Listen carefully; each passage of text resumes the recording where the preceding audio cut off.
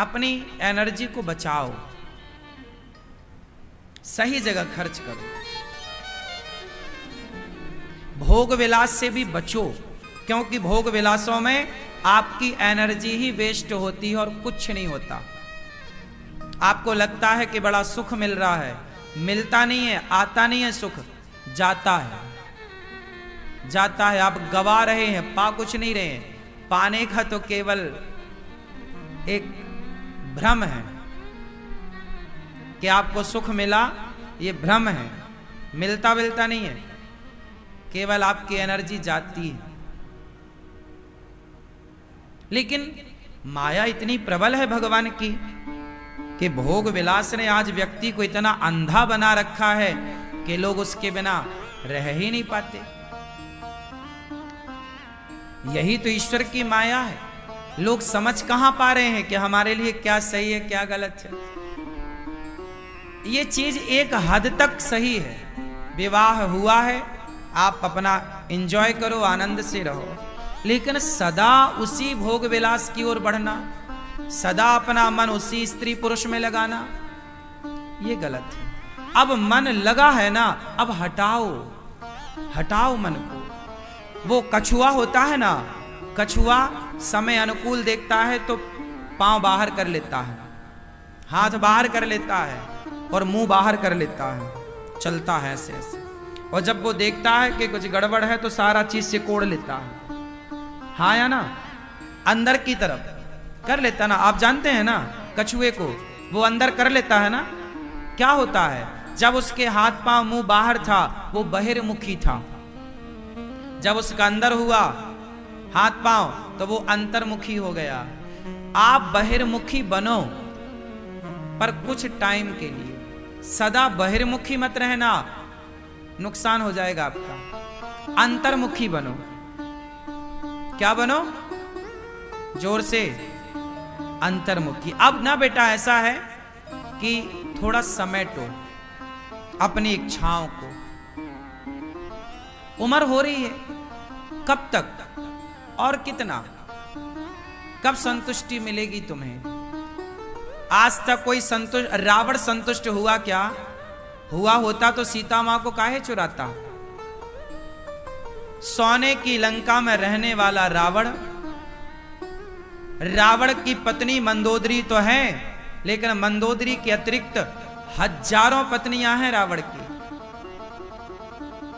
किसी को भी उठा लाता है, किसी के भी साथ दुराचार करता है। उसने करोड़ों बार भोग विलास का काम किया होगा, लेकिन इतना करोड़ों बार वो सुख लेने के बाद भी क्या उस रावण का पेट भरा? भर गया होता तो सीता मां को काहे चुराता? तो जब पेट भरता ही नहीं है तो पेट भरने के पीछे भाग काहे रहे हो? इसलिए पेट किसी का भरा हो तो उसका नाम बताओ, तुम्हारा भर जाएगा। इसलिए समझदारी यही है कि मन को धीरे से सबसे निकालो और आप निकाल कर भगवान के चरणों में अपने मन को समर्पित कर दो। धीरे धीरे कछुए की तरह अंतर्मुखी बनो। अब बहिर्मुखी बहुत हो गया, गई बहुत थोड़ी रही। नारायण अब चेत, अब तो चेत जा। काल चिरैया चुग रही, निस दिन आयु खेत। बहुत चली गई, अब बची है, उसे भगवान में लगाओ। अपनी शक्ति को समाज की सेवा में लगाओ, अपनी एनर्जी को दीन दुखियों की सेवा में लगाओ। जो ईश्वर, देखो ये शक्ति ना क्षीण हो रही है रोज। आप 25 साल के हो ना, एनर्जी से भरे हो। 30 साल के हो ना, एनर्जी से भरे हो। 35 साल के हो ना, एनर्जी थोड़ा कम हो गई। 40 साल के हो ना, थोड़ी एनर्जी और कम हो गई। 50 साल के हो ना, एनर्जी आधी हो गई। 60 साल के हुए ना, एनर्जी बिल्कुल 75% घट गई, 25 बची। आप 80 के हुए ना, एनर्जी और कम। 90 के हुए ना, एनर्जी 10-5% रह गई, अब कुछ नहीं है। एक धक्का मार देगा कोई, लुढ़क जाओगे। ये प्रकृति ऐसे बनाती है, हमें डिजाइन करती है, समझो ना। समय के साथ आप कमजोर पड़ते हैं। अब आप जितने लोग यहां बैठे हैं, अब आप सब बच्चों को छोड़ करके 25 साल के आप हैं तो आप स्थिर हैं। 25 से मतलब 20 से लेकर 35 साल तक खूब एनर्जी होती है। बात सही है कि गलत है? इसी एनर्जी का सदुपयोग करना होता है। ये जो 25 साल से 35 साल की जो जवानी की एनर्जी है, यदि बच्चे इसी एनर्जी को सही दिशा में खर्च करने लग जाएं, कामयाबी में खर्च करने लग जाएं, सफलता में, तो ये सफल हो जाएंगे। और 35 के बाद तो फिर प्लस नहीं होता, हाँ या ना? 35 के बाद माइनस होगा। 40 में जाओगे, प्लस कभी नहीं हो सकता। जो ताकत आपके अंदर 25 से 30 साल के बीच में थी, वो एनर्जी 40 से 50 के बीच में हो ही नहीं सकती। क्या संभव है? उत्तर दो। फिर ईश्वर ने सबको जो प्राइम टाइम दे रखा है ना, वो 25, 20 से 35, 15 साल मानो आप। क्यों जी? यही है आपका जीवन, 15 साल का। उसके बाद 20 साल के पहले तो बच्चा बच्चा होता है और 35 साल के बाद हाँफने लग जाता है। तो ये 25 साल हैं आपके जीवन के, यही बिंदास ये जीवन है। इसके बाद तो फिर भार है। मैंने अपने 20 साल की आयु से लेकर अभी 33 साल का हूं, मैंने अपना सारा जो एनर्जी है, जो शक्ति है, वो सारी शक्ति समाज की सेवा में लगा दी। मेरी एनर्जी कहां लग रही है? मैंने अपनी शक्ति कहां खर्च की? सेवा में। और मेरी उम्र के बच्चे अपनी ताकत, अपनी शक्ति, अपनी एनर्जी कहां खर्च कर रहे हैं? क्लबों में जा जा करके, पराई स्त्री पराई पुरुष के चक्कर में पड़ पड़ के। वो एनर्जी सेवा में लगे। देखो, मैंने अपने समय का, जो एक व्यक्ति की सही उम्र होती है, उस सही उम्र का सही जो कार्य होता है, मैंने अपने सही उम्र में सही कार्य जो करने हैं, वो सही उम्र में सही कार्यों का निर्णय लेकर उस सही कार्यों को सही वक्त पर करके दिखाया, ताकि आने वाली युवा पीढ़ी सीखती रहे कि भाई ये करना है हमें। मेरे जीवन के मैं आपको बताता यही हूं केवल इसलिए कि बच्चे सीखें कि हमारी एनर्जी कहां लगनी चाहिए, हमारी शक्ति का कहां उपयोग होना चाहिए। मैं काम करता हूं इतना सारा, जानते हो क्यों? क्योंकि इस उम्र में थकावट होती ही नहीं। थकावट होने की आयु 40 के बाद है। 40 के बाद आदमी थकता है। तो मेरी ये उम्र है ना, अभी काम करने की उम्र है, थकने की उम्र नहीं है। इसलिए मैं दिन रात अपना काम करता हूं, क्योंकि इस उम्र का लाभ ले लो, क्योंकि ये उम्र तो जानी ही है। चाहे आप उपयोग करो तो जानी है, और उपयोग ना करो, ये जिंदगी आइसक्रीम की तरह है, चाहे स्वाद ले लो वरना पिघल जाएगी। ये जीवन भी आइसक्रीम है, या तो इसका स्वाद ले लो वरना ये जीवन जाएगा। आप कुछ करो मत करो, 40 के बाद आपका शरीर अलग हो जाएगा, हाँ या ना?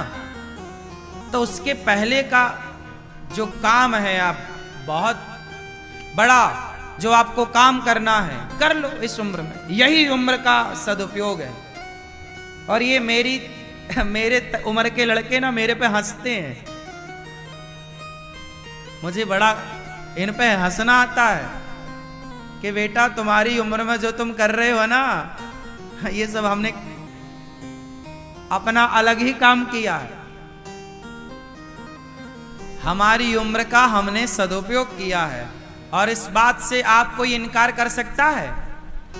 अनिरुद्धाचार्य ने अपनी उम्र का सदुपयोग किया कि दुरुपयोग किया? बताइए। सदुपयोग है। जब मैं 25 साल का था तब मैंने वृद्धाश्रम बनाने का निर्णय लिया था, और आज 33 साल की उम्र में आते आते वो जो निर्णय थे, जो सपना था, वो सारा साकार हो गया। कितने साल में? 25 से आप देख लो, 8 साल हुआ। इन 8 वर्षों में सारा काम हुआ। 280 माँ यहां रहती हैं, अखंड रसोई चल रही है, गौ सेवा, सारी सेवाएं आप अपनी आंखों से देख पा रहे हैं। यही तो है समय का सदुपयोग। जो करना है यही उम्र में कर सकते हैं। माँओं के पांव भी मैं इसी उम्र में दबा सकता हूं, बुढ़ापे में तो मेरी पांव में दर्द हो जाएगा।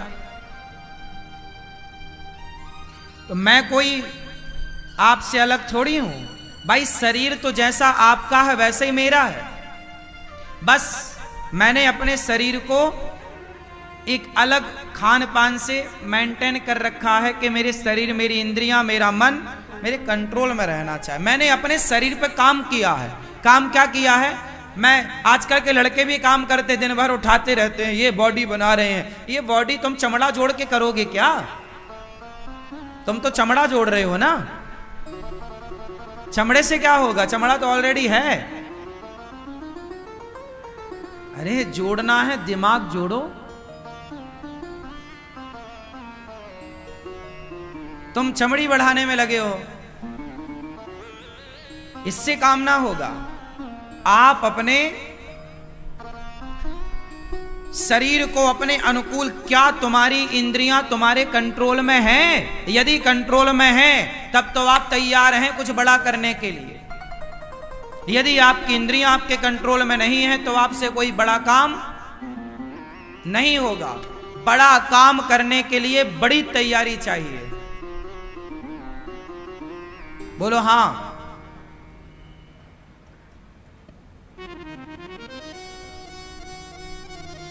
आजकल के लड़के शादी करते हैं, सीधा हनीमून में निकलते हैं।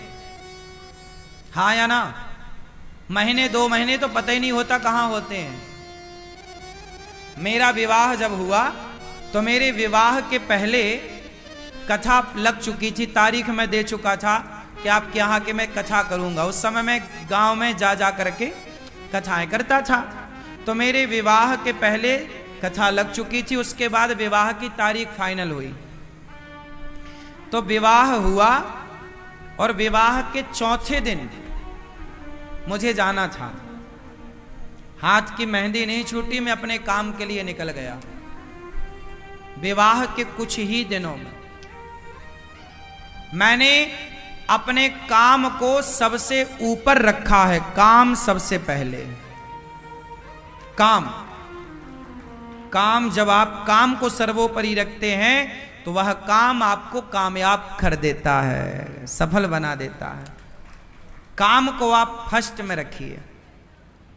परिवार को भी आप रखिए, पर परिवार, यदि मैं काम और परिवार दोनों में यदि तुलना करूं तो परिवार को पहले रखना चाहिए।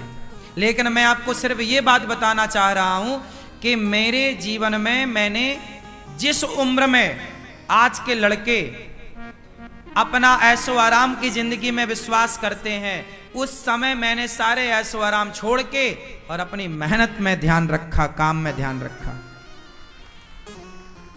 आज आप सबको अनिरुद्धाचार्य की सफलता दिख रही होगी, लेकिन अनिरुद्धाचार्य की सफलता के पीछे, इतने बड़े काम के पीछे जो संघर्ष है, जो मेहनत है, उसे देखने वाले लोग कम होते हैं। उसके पीछे की जो तपस्या है, उसके पीछे का जो त्याग है, उसके पीछे का जो बलिदान है, वो नहीं दिखता। जब आप इतना तपने को तैयार होंगे तब सफलताएं कदम चूमेंगी। सब कुछ करना पड़ता है। मुझे काम करने में कोई शर्म नहीं आती। मैं झाड़ू भी लगा लेता हूं, मुझे कोई शर्म नहीं है। मैं पोंछा भी लगा लेता हूं, मुझे कोई शर्म नहीं है। मैं भोजन बना भी लेता हूं, मुझे कोई शर्म नहीं है। मैं बर्तन भी धुल लेता हूं, मुझे कोई शर्म नहीं है। मैं अपनी माँ की साड़ी भी धुल सकता हूं, मुझे कोई शर्म नहीं है। मैं अपने पिता के पांव में तेल लगाकर मालिश भी कर सकता हूं, कोई शर्म नहीं है। मैं वृद्ध माओं के पांव दबाता हूं, मुझे कोई शर्म नहीं है। मेहनत करने में, काम करने में क्या शर्म। बेईमानी करने में मुझे लाज आती है, मैं बेईमानी नहीं करता। चोरी करने में शर्म आती है, गलत काम करने में शर्म आओ, अच्छे काम करने में क्या शर्म। मुझे कोई भला काम करने में लाज नहीं आती।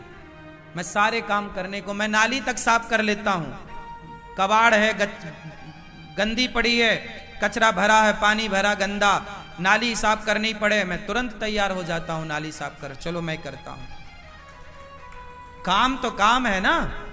मैं ये थोड़ी कि बड़ा आप बड़े बन जाते हैं। आप आज समस्या, आज की युवा पीढ़ी की समस्या ये है कि जरा उसे पद प्रतिष्ठा मिली, जरा पैसा मिला, जरा नाम हुआ, फिर वो छोटे काम नहीं करता।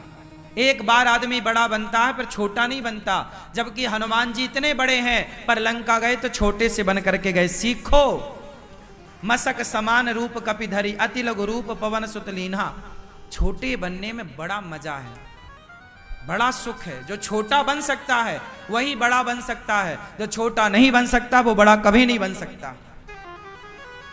इसलिए आप अपने बच्चों को ये सब बताओ। मैं ये सारी बातें सिर्फ इसलिए बताता हूं कि आज का युवा कामयाब हो, सफल हो, और सफल होने के लिए ना धरा पे काम चाहिए, उतरना पड़ेगा। एक आदमी बिस्तर पे लेटा लेटा यूं यूं कर रहा था। किसी ने कहा क्या कर रहा है? बोले तैरना सीख रहा हूं, स्विमिंग सीख रहा हूं। अब बिस्तर में पड़ा पड़ा ऐसे ऐसे करे तो क्या स्विमिंग सीख सकता है? भाई स्विमिंग सीखने के लिए, तैराकी सीखने के लिए पानी में उतरना पड़ेगा। क्या बिना पानी में उतरे कोई तैराकी सीख सकता है, तैरना सीख सकता है? उत्तर दो, नहीं। उसी प्रकार बिना धरा में उतरे हुए आपको काम करने का अनुभव होगा ही नहीं।